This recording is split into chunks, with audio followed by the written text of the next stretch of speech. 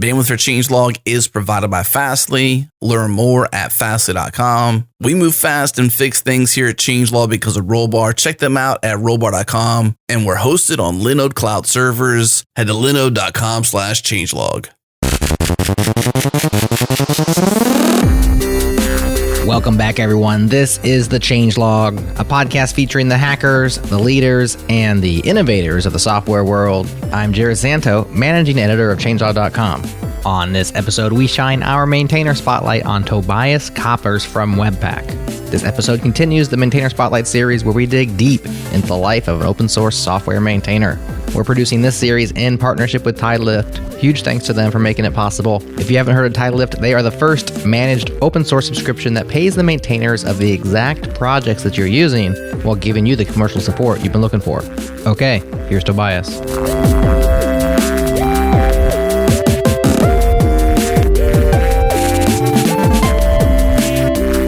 We are joined by Tobias Koppers. Thanks for coming on Maintainer Spotlight, Tobias. Hi, thanks for inviting me. So, y'all may not know Tobias' name, maybe you do, but you definitely know what he is, the creator of Webpack, which is the build solution for modern web applications. And Tobias working on Webpack full time, isn't that right? Yes, that's right. How long has that been? Just 3 years or so, I think. Yeah. So that's what we would sometimes call living the dream, and then sometimes the guest laughs, and sometimes they agree. Is it a dream, Tobias? I think it's a dream. It's really cool because you can work at home, be your own boss, don't have pressure, don't have deadlines, can decide what you want to do. I think it's really great. It's like self-employed, but without customers or without we have customers, but it's more like it's more an indirect customer also. Right. It's very vague who is being your boss today, right? It might be someone in issues. It might be somebody on Twitter. It might be you. What's some of your background, I guess, to if you're living the dream as an open source developer, leading Webpack, what was some of your career history? Like, what did you walk away from to do this? Yeah, so I'm studied computer science and then worked for a C# developer in hardware-related stuff. And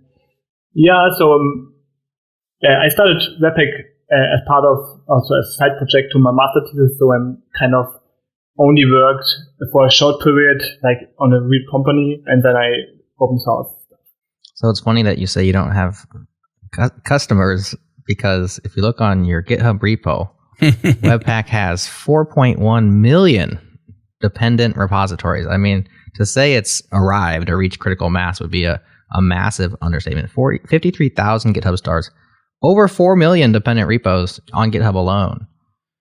It's also got to the point where it's reached so much usage that people are very willing to criticize it, complain about it, make memes. I'm guilty of a few memes, although they're always in good fun. And I'm just curious if at this stage of Webpack's career and your career, does the public opinion of Webpack, some of the complaints, some of the criticisms, or the jokes, do those get to you personally, or do you not care about that? I don't care that much about them. I think it's because it's so large, then you always get negative feedback. And right. It's like you get very few positive feedback because nobody says positive stuff about something. You get more negative feedback than positive feedback, I think, especially on Twitter or on other platforms. But I tend to ignore the negative feedback or not take it personally, more take it as ideas, what we can improve or what can be done better. How do you accomplish that? Because this is something you work on all the time. And so something that happens is when you dedicate a lot to something is you can begin to identify, like, I'm the Webpack guy. I always think of Daniel Stenberg, who like curl is his life. I mean, he said like this is his life's work is curl. He identifies very closely. And so I'm curious if you don't identify yourself as like the Webpack guy, or if you just have thick skin and the criticisms brush off. How do you not focus on the criticisms? Yeah, I think I identify as with Webpack as it's like my baby. So It's kind of, yes, but I'm not the guy who takes it seriously that the negative feedback is bad or so often it's more like out of frustration, they say something bad and I have the ability to ignore this or I don't know. Mm-hmm. Difficult that's to a blessing right there to be able to do that. Some people can't let it go. And so I think it's a great characteristic trait. But for the position that you're in, to be able to let that slide off your back or not affect you is got to be helpful. I think so, yeah. What about the other side? So when you receive that much criticism, like you said, it's because there's just so many people using your software. Like I said, 4 million dependent repos. Everybody uses Webpack either in love or in anger, wherever they are. Does the sheer magnitude of Webpack's influence on our industry and the amount of users you have, does that weigh heavy on your shoulders? You're asking difficult questions. That's what you're here for. We're curious. We're curious. Yes, the curious is... He's like, I never thought about it. Now I'm starting to feel like it's a lot. I'm thinking I'm more proud of that what Webpack has, about the influence that Webpack has on the industry. We kind of made some decisions and they led to industry standard like the code splitting example or on-demand loading. In 2012, we started with on-demand loading of parts of the application, and it took like 5 years until this became mainstream. And I think I'm pretty proud that this is something I started to engage or to promote, and this become industry standard and similar for other things and like CSS modules or as part of the module graph or something like that. I think we had a lot of influence, and I think it's cool to influence what the people or the community like or what the ecosystem is about. So it's like coolness to have the standing like influencing the whole JavaScript community. Absolutely. And well-deserved influence, I would say. Mm-hmm. I think about doing this kind of work, and I just think like, what motivated you to, I guess, the sheer size of Webpack, its influence is one thing, but what motivated you to want to do it full time? Was it just simply Webpack? Was it this lore of this lifestyle? What made you want to do this? Yeah. Before I started full time, I worked like 10 hours per week on Webpack, so like part time or something like that. And it was more work involved than I could do in the free time I have or in the part time with having a real job. So at this time, John started like collecting money to Open Collective and trying to fund the Webpack project. And my contract ended, and I decided to not continue to working on this full on my existing job. And it was a risky step, but I tried to work at least a few months from the existing money of the Webpack collective to try to work a few months full time to make progress, more features. Webpack 2 was at this time active. So yeah, I started with the idea of only working a few months, but it took on and we got more funding. So I liked working on Webpack full time, and so I just continued working on that. Mm. It was a risky step because at this time we had only money to fund me about a few, I think 5 or 6 months. I was about quitting my job and risking, and I have a family and I got a baby at this time. But I think it was a good idea and a good step to do this and work full time on this. And I think I made a lot of progress and brought Webpack forward with working more on this. And yeah. And hearing the behind the scenes on that is really interesting because, as you had said, you have a baby, so you got a lot of responsibility. And it sounds like you were the first funded person to do Webpack full time, which I'm assuming that since that time you've been fully funded by Webpack. And I guess part of me is kind of curious, how do you get paid? Is it, once per month? Who cuts the check? How does that work for you all? Yeah, it's once per month, and the bill is paid by Open Collective. So it's like we're collecting money through Open Collective, and once a month I decide who get how much amount of money. It's like automatic depending on contribution on GitHub. Yeah. So I pay myself and I pay the other contributors. Basically, I pay myself a fixed rate, and the other contributors get money depending on the contributions they made. So it's kind of depending how much they do by month. So that's how it's working. So you've been full-time for 3 years, and Webpack's budget has continued to increase. I believe it's around $500,000 annual estimated, according to the current Open Collective. Have you gotten a raise? What? Have you ever gotten a raise? Like, you ever paid yourself more money? Like, year 2, I'm doing a good job, I'm giving myself a raise? Then it's not that much that we have. It's more like we get about the money monthly which we need to pay all the contributors. So it's kind of in an equal situation currently. It's like with Trivago sponsoring us a lot, it's more like we have like 2,000 a month extra we can save. But I also think it's important to make some kind of savings for the future if some sponsors go away or whatever happens, then that you can pay the contributors, I pay myself for longer than the sponsors are there. So it's kind of more long-term investment into the future. Also, it also makes sense from sponsor perspective, because most sponsors want to have a long-term support kind of idea. So it's also for the project itself a good idea to make some long-term guarantee. Yeah. We definitely want to dive deeper into, at some point, I guess, the value add for those brands who sponsor Webpack. For sure, more deeply. But I'm kind of curious if you would say that you feel like you've sacrificed quite a bit to be a part of Webpack. Would you consider what you're doing a sacrifice? I don't think it's a sacrifice. It's more like I want to work on this and I do it for fun and for my work, for my job. So I'm not sure.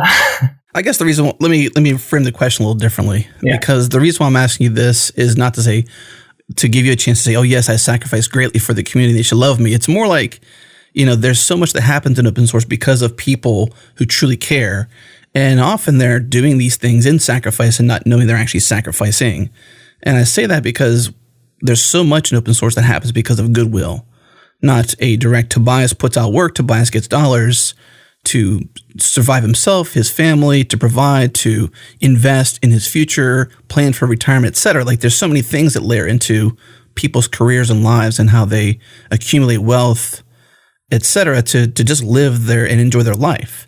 And I ask you that because I see a lot of sacrifice in open source, and I would, from my perspective, say that it seems you've sacrificed.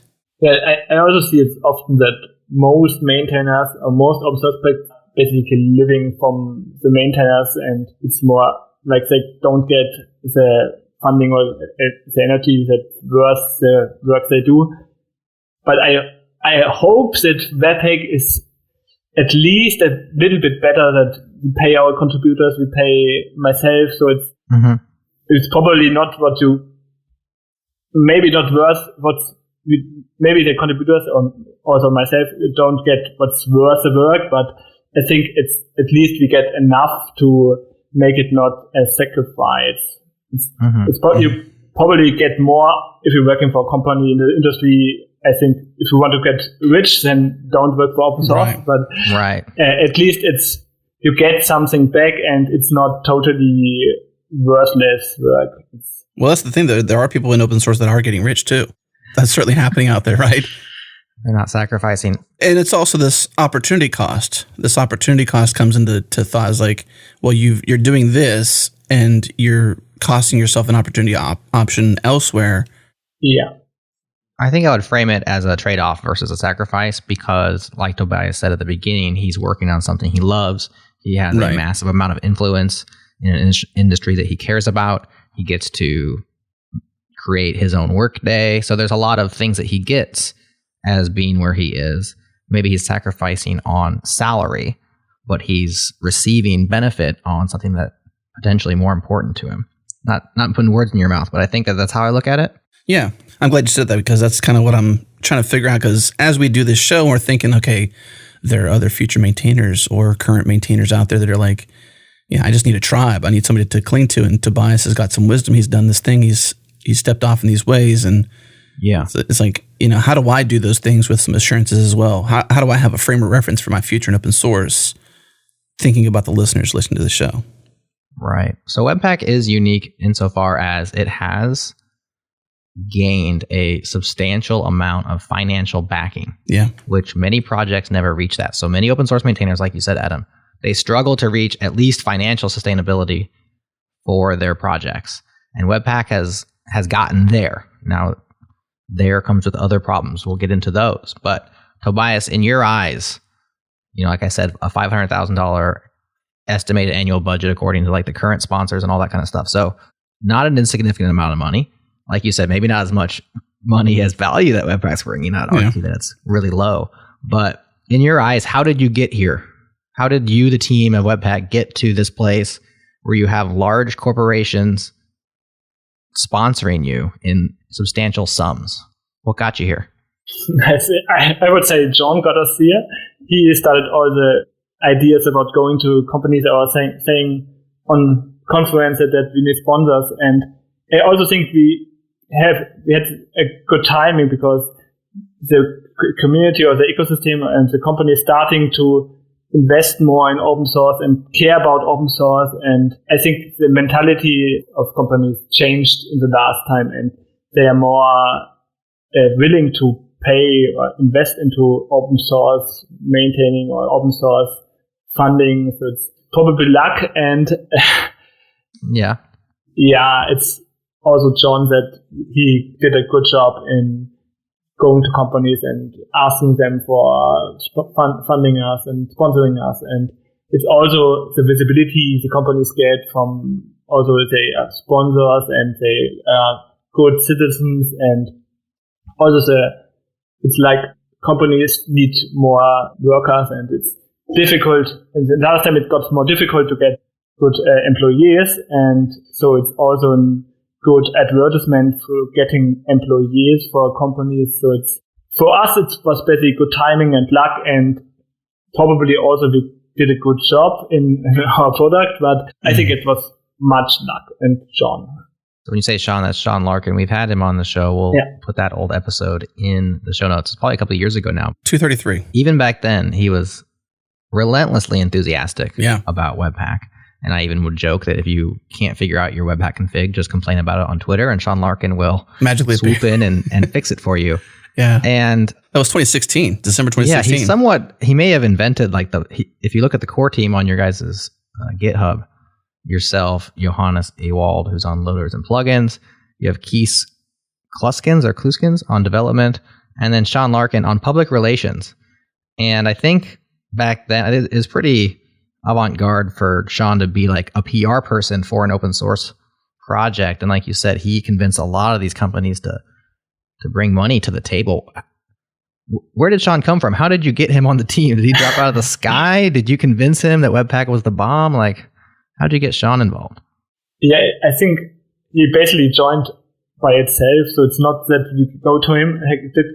So it's more, we wasn't organized at this time when John joined, and he thought we did a good job on this product on Webpack, and he used it at his company. And so it's basically come to us and say that you want to get us funded and want to get us organized. And so at this time we also started, basically because of John, we started to organize ourselves as a core team. Like we had no core team or organization stuff like that before. But at this time we make this move to Open Collective, move to JS Foundation, and organized as core team. And so basically made the all management stuff, and he just joined by himself. So not that we hired him for anything. You didn't put a Craigslist post out there. We need an evangelist for Webpack. Put it on Craigslist. It's wild how he joined himself too, and he saw the ingredients for a great recipe and made it a meal. Ooh, I like that. You like that? I do. Well played, sir. So we talk about the challenges of having arrived financially and yet and still having more people who aren't paid full time and lots of contributors involved. And we started getting a little bit into the money situation.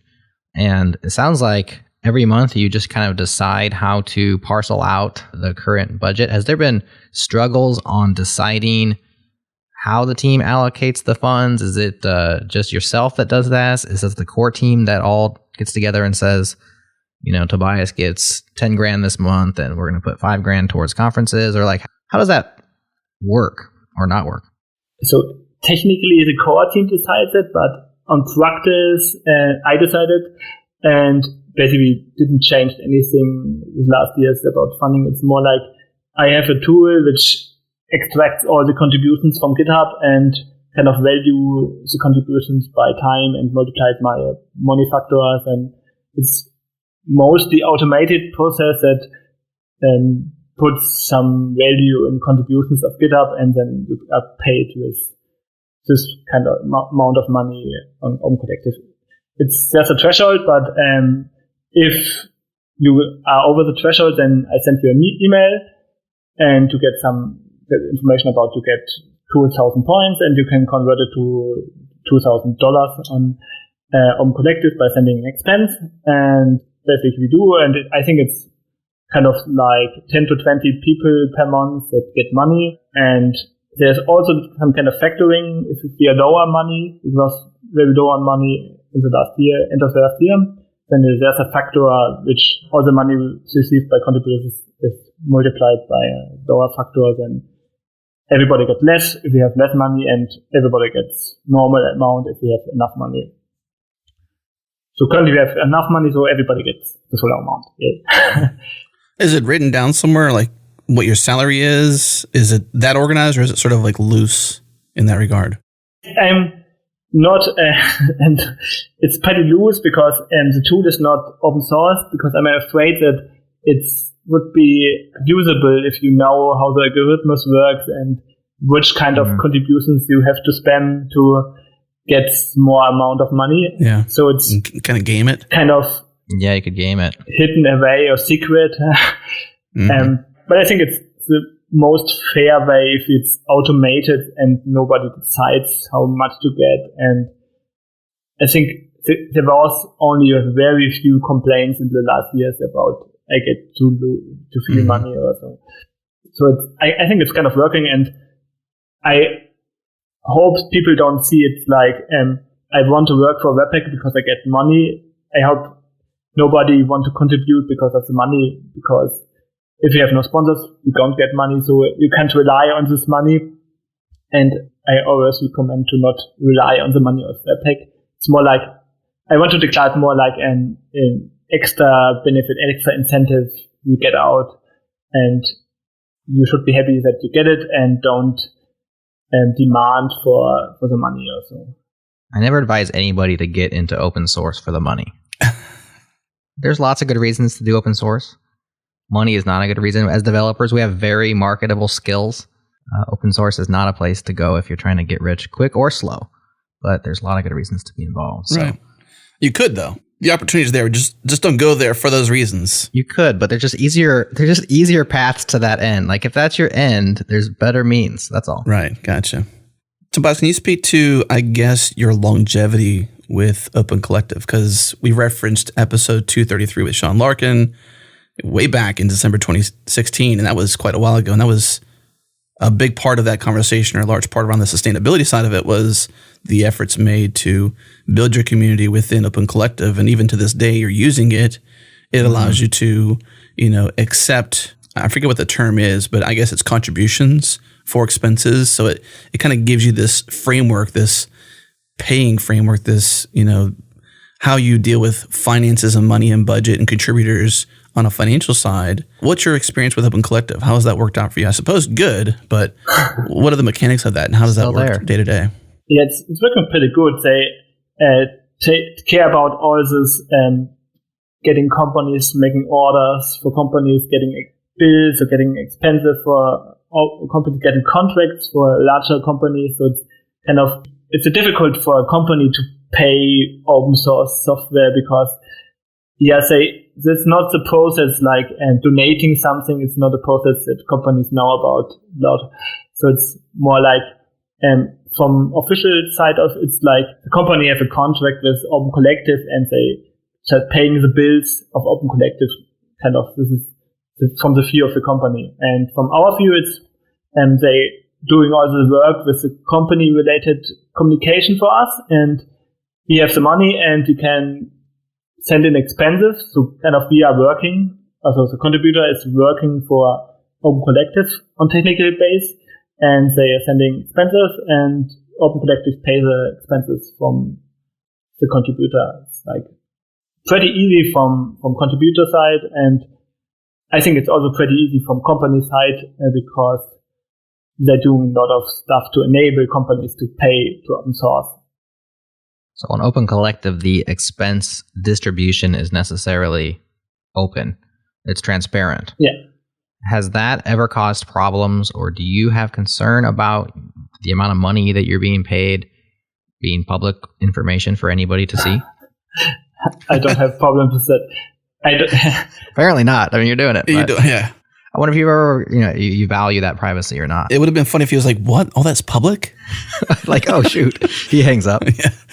I don't think it's a problem for contributors or for me, that it's public, and I don't think so many people look it up what I earn or what the contributors earn and do statistics about it.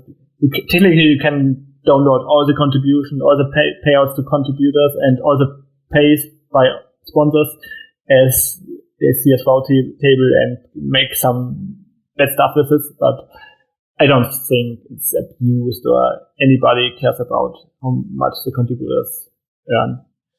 It's not that we are earning so much that you should have problems with that. So it's sure. No, it's just a matter of privacy. Are you guys solely on Open Collective, or do you also do Patreon or any other ways that people can support you?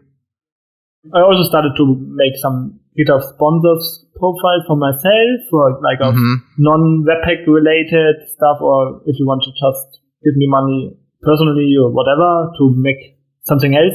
But it's not that I get a lot of money there. And Open Collective also recently joined with GitHub sponsors, so you can make a GitHub sponsors profile which redirects to redirects the money to Open Collective. And we don't have Patreon. I tried it, but it doesn't work really well. So on. I also think it's more beneficial to have only a single platform. It's more simple and one place to send people. Seems diversity on the front of ways you can sustain a project or ways you can give would be competing interests, meaning that it would be difficult to like funnel everyone to a place to have a flow to either contribute and get paid, file an expense, etc. It seems like it'd be a lot of work. And I was actually excited to see that news with Open Collective and GitHub with GitHub sponsors, because in the current state of GitHub sponsors, you would have to have a company, and by way of what Open Collective's always been about, has been about making it so that the world can sort of self-organize sans company, so that they can be sort of the legal entity. Yeah, the legal entity, the home of record, I think is what they call it when it comes to a nonprofit case. Plus, if you're seeking dollars from people and you wanted to make those contributions tax deductible, at least here in the United States, then a 501c3 organization, which they provide, makes that more possible. So it's interesting to hear you say that you've also got to get GitHub sponsors profile. Is that connected then back to Open Collective, or is that just... Yeah, that's the idea, that Open Collective is the fiscal or legal entity behind GitHub sponsors, which can receive the money.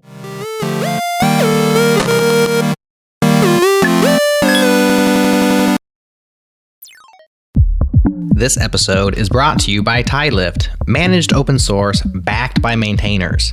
Save time and reduce risk with a TideLift subscription. Manage your application's dependencies covering millions of open source projects across JavaScript, Python, Java, PHP, Ruby, .NET, and more. Subscriptions include security updates, licensing verification and indemnification, maintenance and code improvement, package selection and version guidance, roadmap input, and more. The bottom line is this. You get all the capabilities you expect from commercial software, but for all of the key open source software that you're already using and depending on. TidyLift works with GitHub, GitLab, Bitbucket, and more. They support every cloud platform out there, and of course, you can try it absolutely free. Start your free trial today at tidylift.com.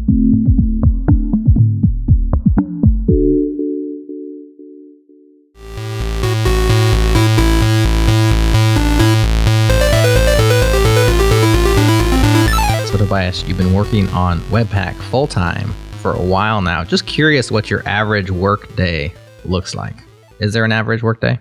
I think so, yeah. I usually check issues at the day and kind of try to answer all the issues, and then I usually check the PRs on Webpack. I don't have enabled GitHub notifications or emails, so all the work I do, I only try to make it when I request it, so it's like a pull system. Like I pull the work from the issues, I pull the work from the pull requests, and basically reviewing pull requests and also trying to finish pull requests if they are in a good shape. And sometimes I do work myself. So it's really most time I spend like reviewing pull requests or finishing pull requests, because in most cases, it's not that the pull request is in a good shape, but it's not like it's super finished that I could instantly merge it, and I don't want to request too many nitpicks from the people. So it's often that I finish the pull request myself, like doing cleanup, doing like minor stuff that fits better in the whole system. And so there's a lot of work involved in really finishing pull requests from contributors, and also doing some of my own pull requests. And sometimes I get distracted from my own work and don't do issues and pull requests. It's more like randomly choosing like what I do. We also have a project board, and sometimes I select stuff from there. So looking at the repo right now, there's 369 open issues, 81 open pull requests. I'm just curious if this is like a good place for you, or do you feel like you're behind? Are you ahead of normal? What's your normal queue look like? Yeah, we don't really close issues or pull requests. So it's like most issues stay open until the bot is closing them. So it's not really that we really are behind closing issues. It's so like I only look at the first page of the issues and do the stuff related to them, and issues never get closed because people don't close issues if there's problems to solve. Or sometimes they don't close them. So it's sure. I can just see Jared tweaking because he's a completionist, and you're like you're literally, it's like pulling his fingernails off of his hand or something like that. Like you're really hurting him, I could tell. Just leaving stuff open. Yeah. I was like, every open issue for me is like another layer of stress. Yeah. And not for me. That's good. It's more like so issue. GitHub makes a blue dot or blue line before issues if you don't have read them. So it's like unread issues. I click on unread issues and then I do the stuff in. And if no issue is unread, then I'm fine. It's working. You mentioned you have a bot too that's closing things. Is that right? Did you say a bot closes the issues that they need closed? Yeah. So we have a webpack bot, and it's closing after 3 months inactivity. And if people put a lot of comments on so if basically the bot warns you 2 weeks in advance that the issue is soon closed, and if somebody comments at this time, then the issue stay open. So it's also a good factor if the issue is open longer and don't get closed by the bot, then people are really behind the issue and it's really important. So also good to see that only the important issues stay open, and if nobody is interested in the issue and it wasn't fixed, then the bot is closing it. And I think Webpack has many issues. There are bugs, there are edge cases, and the huge configuration comes with a lot of edge cases. The combination of whatever doesn't work. So if some people write issues about really edge casey stuff and never get fixed, and they are not behind pushing this issue, and then it's probably don't get fixed. So it's okay. So what you're saying is you like the +1 or the what's the repin? What's the thing people say in issue comments where they bubble it back up? What's that again? Ping Bump. Or something? Bump. Yeah, bump. I should have known that. So you're an advocate for that then. You're an advocate for +1 or bumping. Yeah. Because that's what rebubbles it back up to you. Yeah, so it's especially what prevents the bot from closing the issue. Yeah. All right.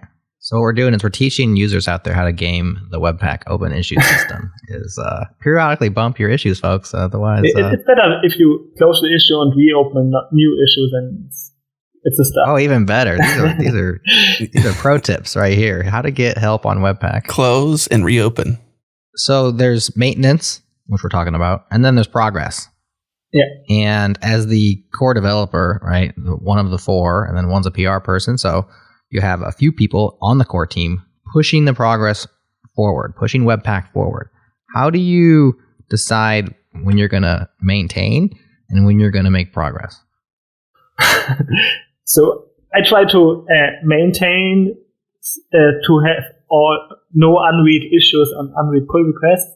So it's basically the basic maintenance. And I also try to fix bugs reported as soon as possible. So but it's not that often that there's a bug which can easily be fixed.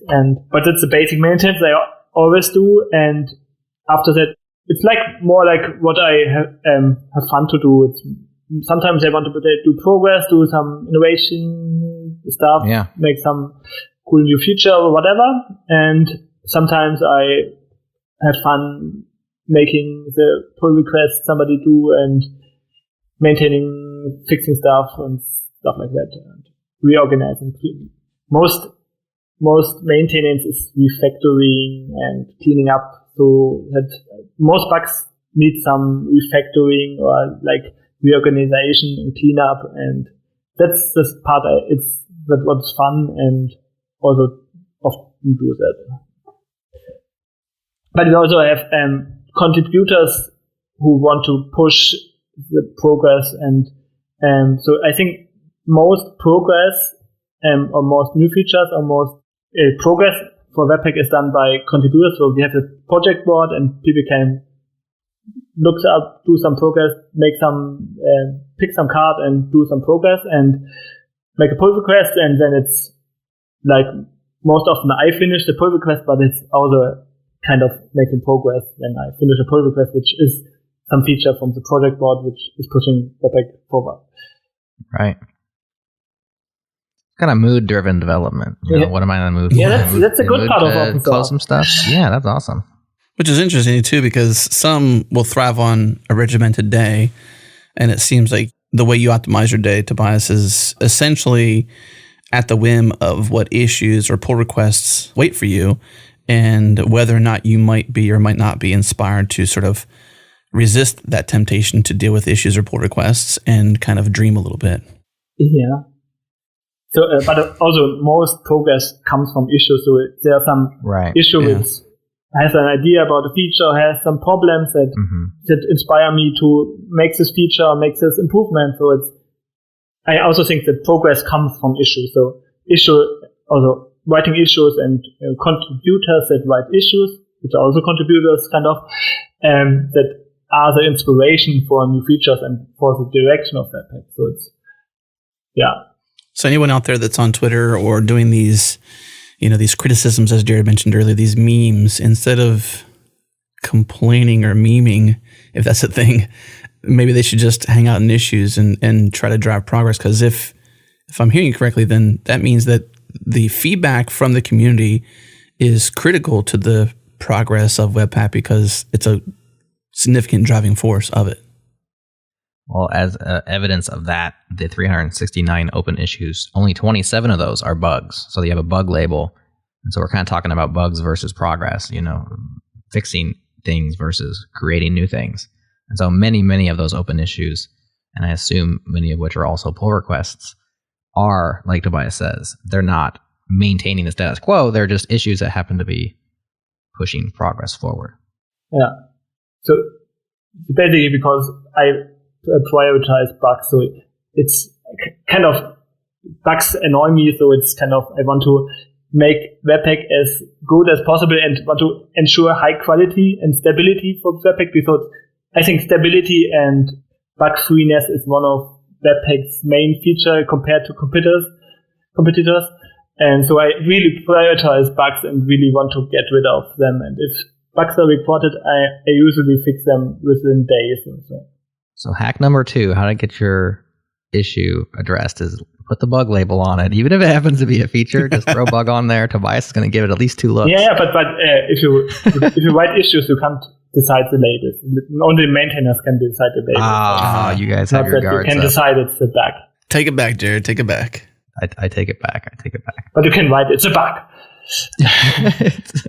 So you mentioned competitors, and there's been lots of them that popped up over the years. Pika, Parcel, ESBuild's a new one that's like a Go bundler, built-in Go. It doesn't bundle Go, but it's supposed to be really fast. I'm sure there's many others. Do you pay attention to other bundlers that show up on the scene? Yeah, sure.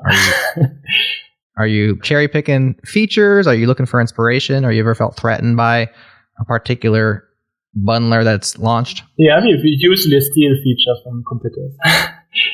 It's nice. It's also a really good inspiration that a competitor decided to make some own product, because most often they do it because they want to have some special feature.